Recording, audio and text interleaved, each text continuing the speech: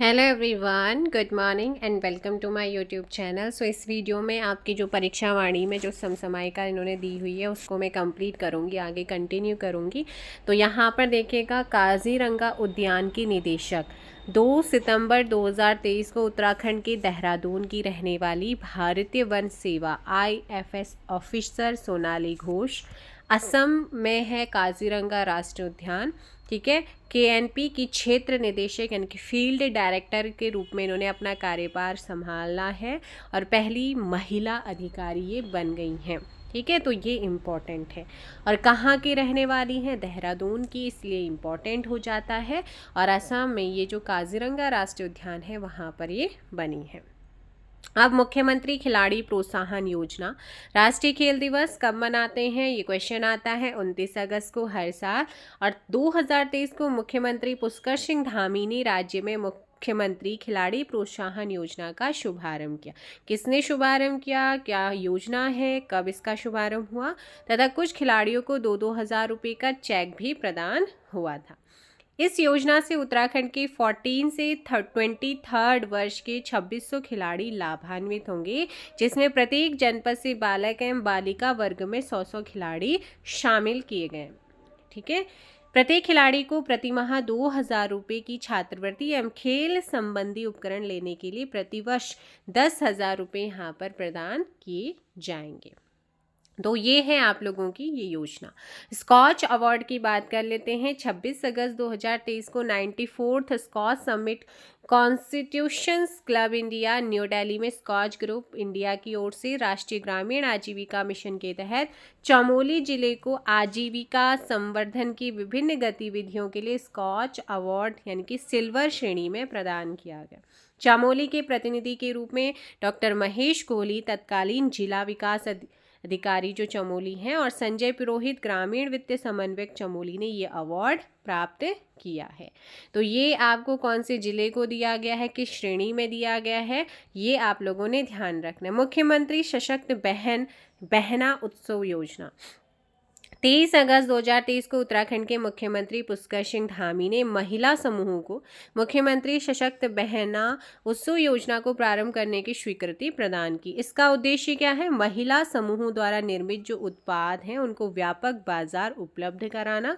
प्रदेश में वर्तमान में 37,000 से अधिक महिला समूह कार्यरत हैं, जिनके द्वारा विभिन्न उत्पादों का निर्माण हो रहा है, और इस योजना का संचालन महिला सशक्तिकरण एवं बाल विकास विभाग द्वारा किया जा रहा है। अब बात करते हैं यूनिफॉर्म सिविल कोड की। UCC का ड्राफ्ट तैयार हो चुका है। 22 अगस्त 2023 को उत्तराखंड के मुख्यमंत्री पुष्कर सिंह धामी ने जानकारी दी है कि प्रदेश में समान नागरिक संहिता यूनिफॉर्म सिविल कोड लागू करने के लिए जस्टिस रंजन प्रकाश देसाई की अध्यक्षता में गठित समिति का ड्राफ्ट तैयार हो चुका है। तो आप ये भी ध्यान रखना है कि UCC का जो ड्राफ्ट तैयार किया वो कौन सी समिति ने किसकी अध्यक्षता में किया है, ये चीज़ें पूछी जाएंगी। विधानसभा में स्वीकृति मिलने के बाद उत्तराखंड देश का पहला समान नागरिक संहिता लागू करने वाला राज्य बन जाएगा। उत्तराखंड देश का पहला तो नहीं, दूसरा बनेगा, क्योंकि पहला ऑलरेडी कौन सा है भाई? गोवा है, ठीक है। अगला है क्लैप प्रोजेक्ट का शुभारंभ। 16 अगस्त 2023 को उत्तराखंड के राज्यपाल लेफ्टिनेंट जनरल गुरमीत सिंह, जो कि सेवानिवृत्त हैं, इन्होंने देहरादून स्थित राजभवन में विद्यालय शिक्षा विभाग की क्या करा है, continuous learning access project CLAP का शुभारंभ किया है, जिसके तहत बच्चे ई-लर्निंग वाहन के माध्यम से नवीनतम ज्ञान प्राप्त कर सकेंगे। यह प्रोजेक्ट शिक्षा विभाग की ओर से NCERT के मार्गदर्शन और कंप्यूटर निर्माता कंपनी HP के सहयोग से तैयार किया गया है। इस सचलन ई-लर्निंग वाहन में इंटरनेट युक्त 120 लैपटॉप है, जिसमें शिक्षण सामग्री संरक्षित है। यह वाहन सुदूरवर्ती ग्रामीण क्षेत्रों के राजकीय विद्यालयों में प्राथमिक से कक्षा 12 तक के विद्यार्थियों को ऑनलाइन और ऑफलाइन मोड में डिजिटल सामग्री उपलब्ध कराएगा। तो ये इम्पॉर्टेंट है। तीलू रौतेली राज्य स्तरीय पुरस्कार 2022 और 23।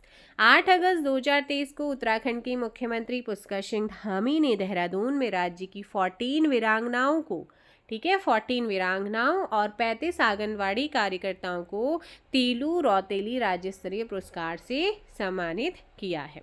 राज्य सरकार ने राज्य की वीरांगना तीलू रौतेली के नाम से दिए जाने वाले पुरस्कार की धनराशि कितने से कितने 31,000 से बढ़ाकर अब कितनी कर दी है 51,000 कर दिया है।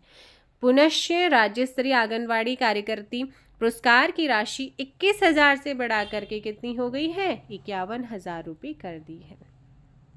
हरिद्वार ऋषिकेश गंगा कॉरिडोर 3 अगस्त 2023 को उत्तराखंड कैबिनेट ने काशी विश्वनाथ महाकाल की तर्ज पर हरिद्वार ऋषिकेश गंगा कॉरिडोर बनाने के प्रस्ताव पर मोहर लगा दी है।